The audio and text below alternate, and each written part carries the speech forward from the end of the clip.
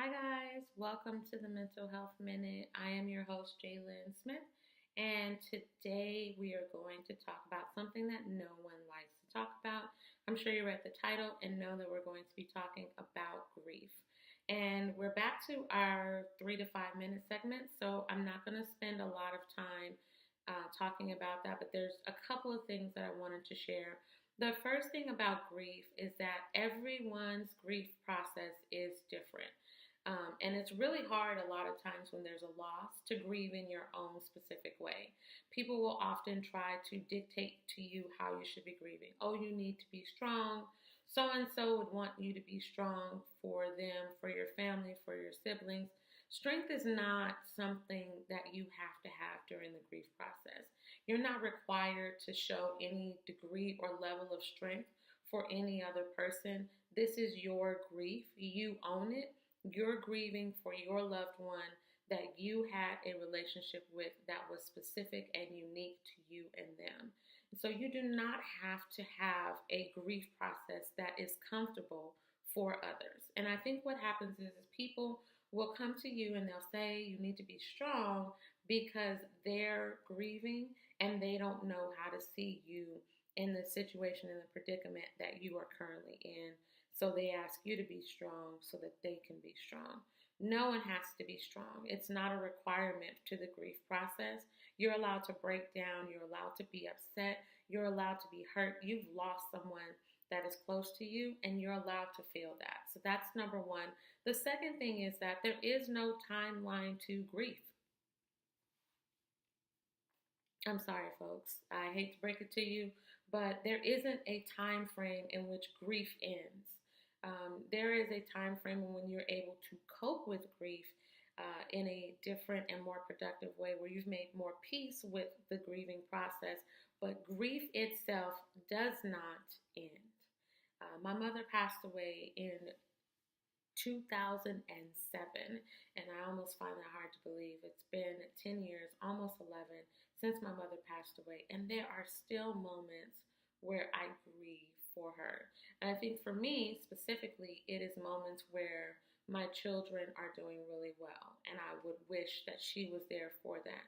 My mother was big on education. My youngest daughter just made the dean's list, and it made me think of my mother, and it made me cry. And I think that's okay. As long as the grief that you're experiencing doesn't debilitate you, doesn't cause you to do self-harm, doesn't put you in a place where you're not able to function as an adult or a child in the society, then it's perfectly natural and acceptable to grieve at any time for any reason for any loved one that you have lost.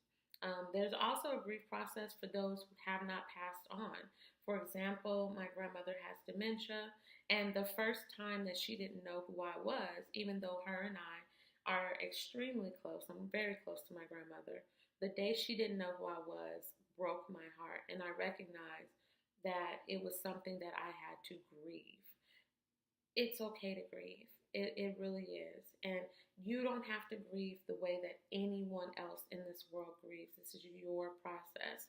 The only thing that I will tell you is that if your grief causes you to regress, if it causes your mental health to be at risk, if it causes you to do self-harm, then please, please, please seek some help. A professional, a minister, a counselor.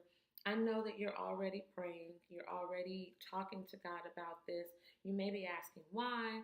Death is a part of life. It's a part of the life process. That's why it's mentioned in the Bible. It talks about having a time to mourn. It talks about mourning with those who mourn and rejoicing with those who rejoice. So grief is in there. It's embedded in what the word says. It's all up and through the Bible. So there is nothing wrong with grieving. You don't have to display strength for anyone. If you look at how Job responded, he fell down and worshiped. He didn't have any strength. You don't have to have strength. You don't have to be strong for anyone. You grieve the way you grieve. And however that is, it's for you. It's not to be strong for others. It's not meant to create an environment where other people are comfortable.